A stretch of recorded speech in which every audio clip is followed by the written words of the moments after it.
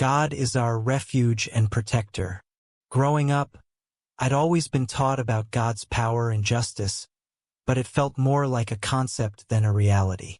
My life was filled with what felt like a constant battle against unseen forces, misunderstandings, betrayals, and the kind of quiet suffering that nobody else ever really saw.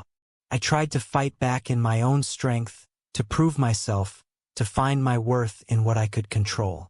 But all it led to was exhaustion and an even deeper sense of isolation. I came across Psalm 9 during a particularly low point.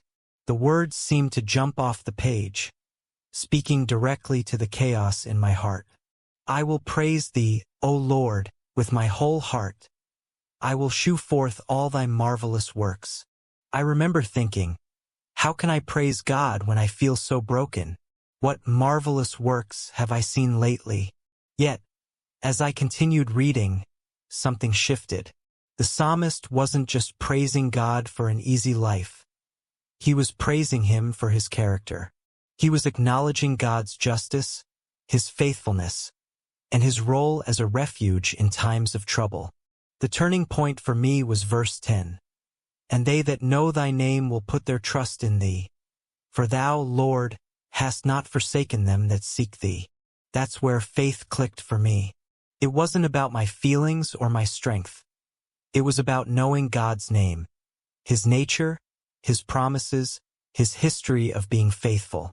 I realized that my striving was an attempt to take God's job. The grace offered in this psalm wasn't a reward for my good behavior. It was the assurance that God was already my protector and my defender. I didn't need to fight my enemies because God was already maintaining my right and my cause. By simply trusting in that truth, by placing my faith in his perfect timing and judgment, I was receiving his grace. That night, I prayed the simple prayer provided in the message. I stopped trying to control the narrative of my life and instead, I chose to rest in his power. The grace I received wasn't a sudden fix for all my problems, but a profound peace that replaced my anxiety. It was the realization that I wasn't forgotten, that God remembereth the cry of the humble.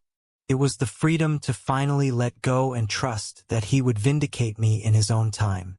I'm still on this journey, but now when trouble comes, I don't see it as a battle I have to win. I see it as an opportunity to witness God's marvelous works and to find my refuge in him.